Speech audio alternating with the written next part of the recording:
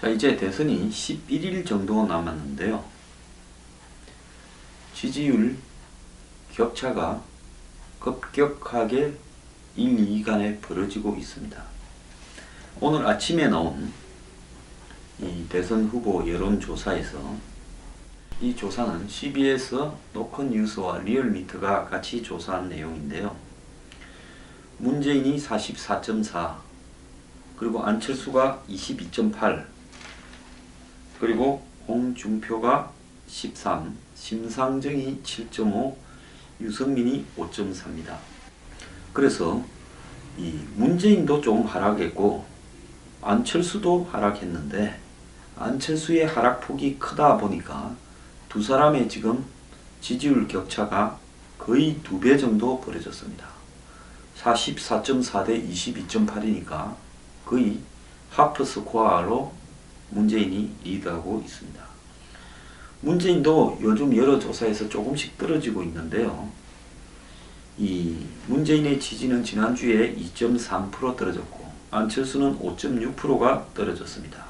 그런데 두 사람의 지지율 격차는 18.3에서 21.6으로 이렇게 벌어져 버렸습니다. 문 후보는 강원을 뺀 전 지역에서 안한테 이겼고, 안은 강원도에서만 문한테 이기고 있다고 하고 있습니다. 홍준표 후보는 지난주 이 조사에서는 10.5였는데 이번에 13으로 상승을 했는데요. 어제 홍이 14.8까지 나온 조사가 있었습니다. 홍은 지금 거의 모든 조사에서 조금씩 오르고 있는데요. 방향을 상실했던 보수 지지자들에게는 열광과 환호를 불러일으킬 만한 일이라고는 보입니다. 어제 홍 후보는 대구 서문시장에서 10,000명 정도를 모았다 이러는데요. 막판에 탄력이 좀 붙은 것은 분명합니다. 그런데 11일 동안에 엄청나게 먼 길을 치고 올라가야 되는데 독자적인 능력으로 치고 올라갈 수 있느냐? 안철수 후보가 불과 한 열흘 동안에 20% 이상을 상승을 했는데, 그런 부분이라면 홍 후보도 충분히 그럴 수 있다. 안도 3월 25일부터 4월 한 6, 7일까지 근 30%까지 올라가 버렸습니다. 10% 미만에서요. 그래서 홍도 과연 그런 탄력을 받을 수 있는가가 지금 관건이라고 볼 수 있겠습니다. 홍 후보와 안 후보의 차이가 점점 줄어들고 있어서 홍이 안을 제친다면 마지막으로 홍 쪽에 중도와 보수표가 집중될 수도 있는데요. 그러기 위해서는 제가 어제 이야기했다시피 홍 후보가 자신의 지지율이 15%를 넘어가면 20%를 가는 순간에 자신의 이 공약이나 방향을 좀 고쳐야 된다. 그래야 20%를 돌파할 수 있다라고 이야기를 했습니다. 자, 이 조사에서는 TK 지지율이 문, 안, 홍 순서인데 문이 29.4, 안이 25.5, 홍이 22점입니다. 일부 조사에서는 홍이 TK에서 1위를 했다라는 조사가 나오지만은 여전히 아직 홍이 TK에서 1위까지는 못 갔는데요. 제 생각으로는 이번 주를 거치고 나면 홍이 TK에서 1위를 할 수는 있을 것 같습니다. 문제는 지난주 5위였던 심상정이 7.5로 3%가 상승했는데요. 유승민은 지지율이 올라갔음에도 불구하고 심상정이 많이 올라가는 바람에 한 계단 내려앉아서 5.4%로 5위입니다. 조원진 후보는 지난주에 이 조사에서는 1.3이었는데 최근에 1.1입니다. 자, 정당 지지율도 눈여겨봐야 되는데요. 정당 지지율에서 민주당은 41.6, 국민의당은 17.4, 한국당은 12.3, 정의당은 7.4, 바른정당은 6.1입니다. 여기서 한국당은 홍 후보가 한국당의 지지율 12.3보다 조금 더 나오고 있고요. 13이지요. 정의당도 7.5로 정의당 지지율보다 조금이라도 앞섰습니다. 바른정당 지지율은 6.1인데 유승민 후보는 5.4다. 이런 부분이 유승민 후보의 사퇴 이야기가 나오는 원인이 되기도 합니다. 자, 국민의당은 이 당 지지율이 3.9%나 하락을 했습니다. 자, 이 조사 외에 하나 더 좀 봐야 될 부분은 JTBC가 그저께 밤에 이 대선 후보 토론을 하고 3시간을 했고 원탁에 앉혔고 또 사회자가 엄격하게 이 토론에 개입하는 등 모습을 보였습니다. 자, 보수의 지지층들은 그 조사를 보고 이 손석희를 미워했는데요. 사실상 엄격하게 이 TV 토론을 통제한 손석희 때문에 사실상으로 홍준표 후보나 또 유승민, 심상정이 덕을 봤습니다. 1, 2 간의 후보가 대체로 그냥 놓아두게 되면요, 이 자신들이 이 통제되지 않는 상황에서 이 리드를 지켜가기 쉬운데요. 손석희 후보 사회자가 엄청나게 개입함으로써 1, 2 후보가 좀 이 쉬운 말로 설치는 이런 모습들이 통제되었고, 그런 과정에서 1위를 하는 문재인 후보는 대중들에게 상당히 거친 모습을 보여줬고, 더 나아가서 이 안철수 후보는 지난번 3차 일요일 저녁 토론에서 워낙 이 감정적인 모습을 보여줘서 그런 모습을 보여주지 않고 정책 토론에 치중하려고 했지만 정책 토론조차도 제대로 되지 않는 모습을 보여줬습니다. 그저께 토론에서 문재인 후보는 공공부문 81만 개 일자리 창출 재원 대책을 묻는 유승민 후보에게 세세한건 우리 캠프 정책본부장과 토론하는 게 낫겠다라고 자신의 토론 상대인 타당의 대선 후보를 아랫사람과 동기업으로 이렇게 간주하고 유 후보의 빠른 취소 요구를 들은 척도 않고 무시를 해버렸습니다. 자, 그리고 홍준표 후보가 노무현 일가의 640만 불 수수를 이렇게 묻자 개강된 표정으로 입으세요라고 호청 튀듯 이야기를 해서 말씀을 버릇없이 한다라는 홍 후보의 맞대응도 불러왔습니다. 자, 문 후보가 이렇게 소통을 시대를 열겠다 했는데 문 후보는 지금 압도적으로 우위에 있습니다.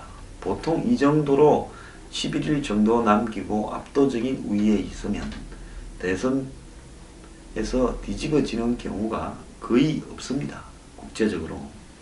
그렇다면 문 후보가 이 토론에 있어서도 소통의 모습을 보이면서 나머지 후보들과 화합하는 모습을 보여야 되고, 설사 뒤지고 있는 후보들이 어떻게 좀 해볼 거라고 거칠게 하더라도 이 부분을 유연하게 처리하는 모습 속에서 앞으로 대통령이 되었을 때 자신이 보여줄 수 있는 소통과 협치, 얼마나 박근혜 대통령을 나무랬습니까? 소통과 협치를 하라고요.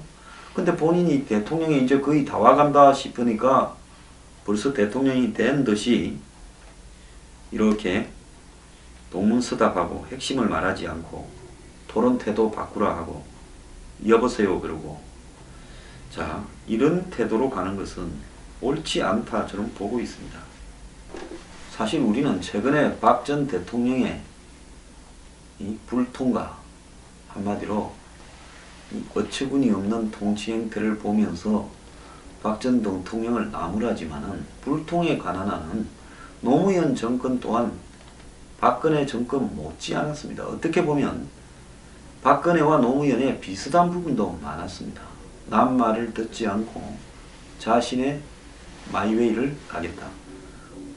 다른 점은 노무현 전 대통령은 자기 참모들과는 핵심들과는 열심히 소통을 했지만은 박 전 대통령은 핵심들하고도 열심히 소통하지 않았다라는 정도의 차이가 있을 뿐이라고 봅니다. 자, 이런 문 후보의 태도가요, 문 후보 스스로 이 지지율을 낮추는 데 이바지했습니다. JTBC가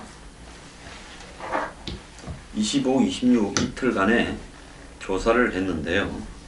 문재인 38.5, 안철수 25.2, 두 후보의 격차가 13.3%, 홍준표 12.3, 그리고 심상정 7.5, 유승민 4.9가 나왔습니다.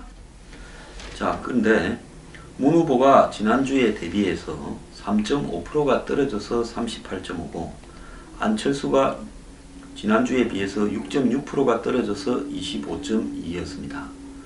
자, 이 두 사람의 지지율이 동시에 떨어졌다.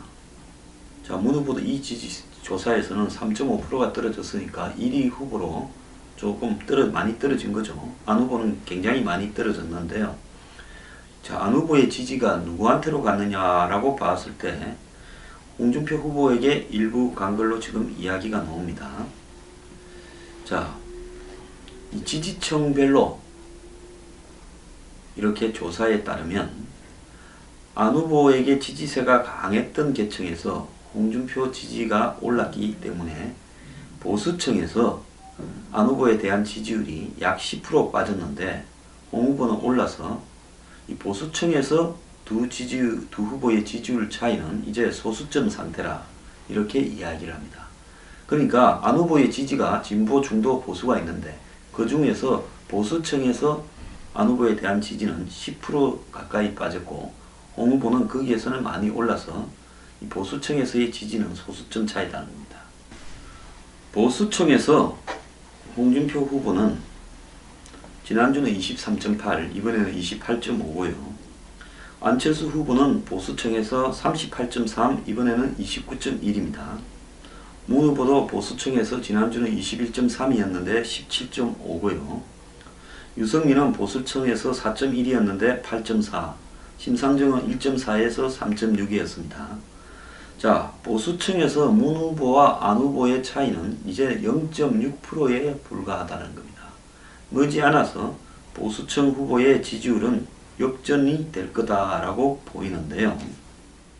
자, 이 대목이 지난 그저께 25일 토론에서도 홍준표 후보가 선택과 집중식 보수층, 강경 보수층의 맞춤식 토론을 한 것이 유효했고 유승민 후보에게도 유효했는데 홍준표 후보가 유승민 후보보다 더 점수를 많이 받았습니다.